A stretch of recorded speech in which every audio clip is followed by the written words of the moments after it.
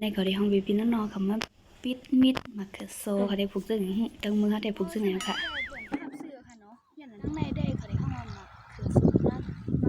ในก็ได้เป็นมาเคือซุมปันสั่งตั้งมือเขาผูกให้แล้วค่ะมาเคือซุมปันสั่งก็ติ้นอะไรปันสั่งเป็นสั่งเลยเปิ้นห้องว่ามาเคือซุมนอดชี้ไหนใครก็ทำไม่เฮาว่าดิไหนมันมีปืนมันไหวนั่นมันเหมือนอันปันสั่งเลยใครมิดไงไว้ในเป็นใส่ในถุงจานนะคะ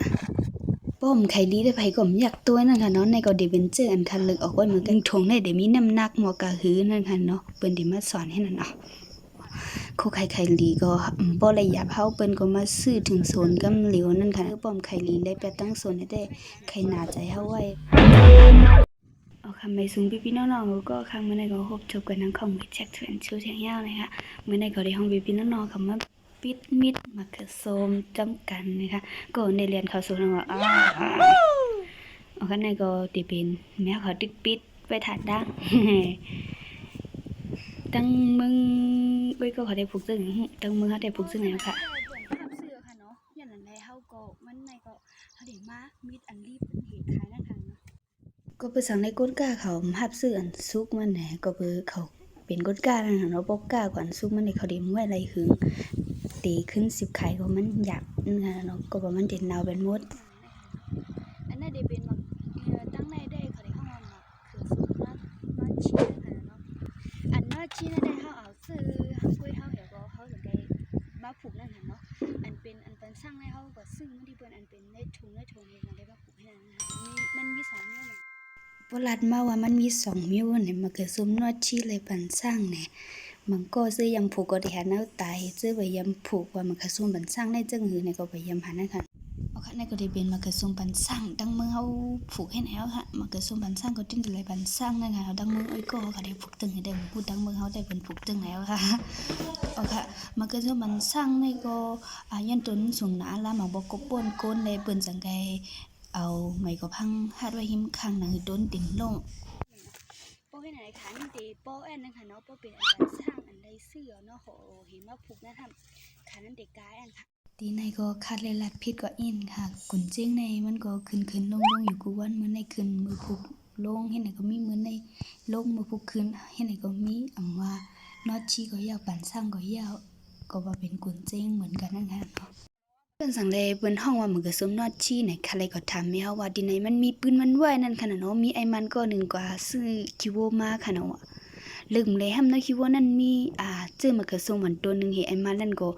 ถ้วยเฮก็ลุ่มลาไว้ผูกไว้นั่นขนาดเนาะเผือต้นใหญ่มาห้ำหมักมันทำก็กึ้นควันลีนานั่นขนาดเนาะมันน้ำแห้งนั่นแหละไอ้มันก็เอาเจอมันไว้เฮาก็ท่านดอกถึงตะเหลียวก็เจอมันก็เพลำมานั่นขนาดเนาะและเปิ้นจากแกห้องว่ามะเขือส้มนอดชีนะคะย้อนลูกในคิวโวมาเลยเปิ้นจากแกห้องว่านอดชีนะคะปืนนั้นก็ได้เป็นจังไหนไว้ค่ะเนาะใจมันจะได้ฮู้ค่ะก้อยกับเมียวเขาไข่ในได้เหมือนแล้วค่ะในก็อ่อนกันคัดใจมิดให้มันเจอยาวไว้ๆนั่นค่ะเนาะโดยรู้แมวก็คัดใจหนาวนะน้องไข่คัดใจมิดให้เจอยาวไว้ๆไข่มือเฮือนหนายาวในขวัดพังหางตนนอดชีก็ติเป็นไหนค่ะเนาะมันเหมือนอันบันสร้างได้แค่มิดไงไว้ในมิดหยาบไว้นั่นขนาดเนาะอันบันสร้างในยันว่ามันเลยกว่าเป็นเจ้าค่ะในก็มันเลือกแบบดีโหมันนั่นค่ะเนาะมันถึงมีการมันเอียดก็เป็นใส่ในถุงจานนะคะ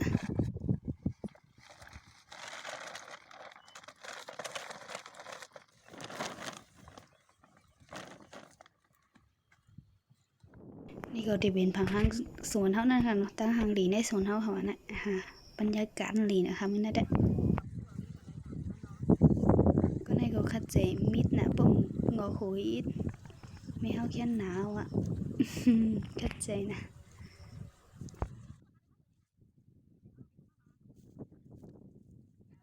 ทีในก็ค่ะก็เลยเฮ็ดก้นโตมันนั่นค่ะเนาะก็ว่าใครแห้งหรือเปิ้นเฮว่านั่นค่ะทีในก็ใจห่างกันค่ะทีเลยเขาก็ได้เลือกเอาไว้อันใหญ่ๆอีนี่ตอนตาติไว้เจอให้ก็เอาผูกปีได้มากขึ้นนั่นค่ะเนาะได้เลือกออกแบบว่าอันสุกให้ก็อันใส่หญ้าเนาเปียมนั่นค่ะเนาะก็ใส่หญ้ากว่าบันเปิ้นนั่นค่ะเนาะอันสุกมันย้อนว่าเปิ้นรับซื้อบ้านนี่ค่ะเอาค่ะทีในก็ค่ะเป็นรุ่นก็โตมันนั่นค่ะเนาะผังหางก็ดีบนไหนค่ะมาคือสมนอชีหางดีว่าก่อนเนาะมีปัดอันตั้งสุดเขาน่ะอันนี้ชื่อมันถ้าเอาไว้ดาที่เอาไว้ชื่อมัน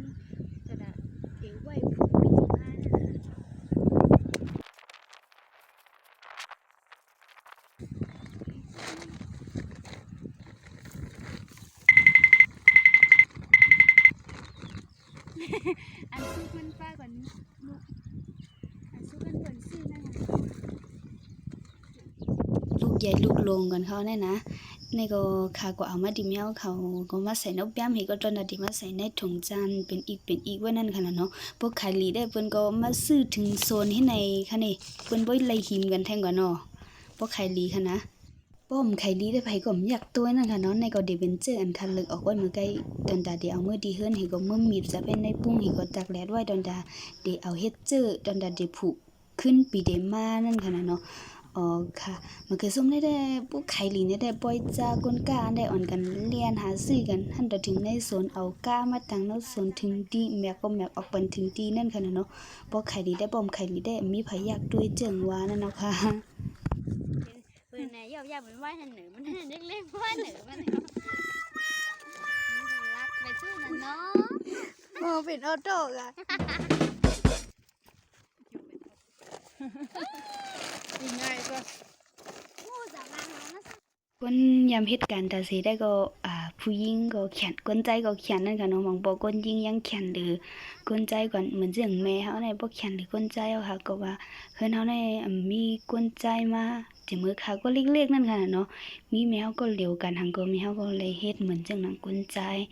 หันดอกถึงดอกเหลียวก็ไปอยู่ดีก็บ่ใครค้ำเยอะนั่นค่ะเนาะอย่างนั้นแหละเฮ็ดหนักไว้มือเล็กๆก็บ่ก็ใหญ่มากก็เลยค้ำเหมือนจังแมวนั่นค่ะเนาะ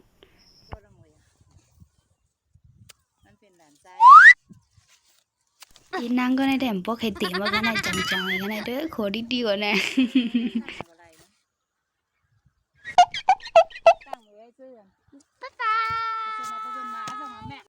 เมื่อไกลก็คาลืมม่วนนั่นค่ะเนาะสังเกตว่าเอาใส่ในถุงจันก็เหลือได้เต็มได้อยากจึงในทางกล้ามนั่นค่ะเนาะในก็เจออันคาเลิกออกว่าเมื่อไกลนั่นค่ะเนาะเลยมาเก็บใส่ปียมขึ้นค่ะว่านะมีดมันเคยส้มในคู่กันค่ะเนาะมือก็หน้ามันในบ่ก็สุกในบ่เขียวลงไว้ค่ะนั่นก็นั่นหมดนั่นค่ะเนาะแล้วเอามาเกิดส้มสุกขึ้นค่ะมือเนี่ยล้ำมีเจ้าก็ปล่อยจางก็มาซื้อกำเหลียวค่ะเนี่ยเขาก็มาแมกออกในส่วนที่ก็จังให้ก็ดังโลดเกินนั่นค่ะเนาะโอเคนะคะแมวก็กว่าเยาวกว่าด้วยว่าติดไรก็หือนั่นค่ะเนาะเนื้อจังมันนะคะตึกอุบกันค่ะอุบกันเรื่องหางเดิมฮู้ค่ะนี่ก็เป็นแพทย์การว่าที่เป็นกาหือนั่นค่ะเนาะเลยเปิ้นก็ตีจังว่า1ถุงได้มีน้ำหนักหมอกาหือนั่นค่ะเนาะเปิ้นสิมาสอนให้นั่นเนาะและอีในของตั้งน่ะเด้อ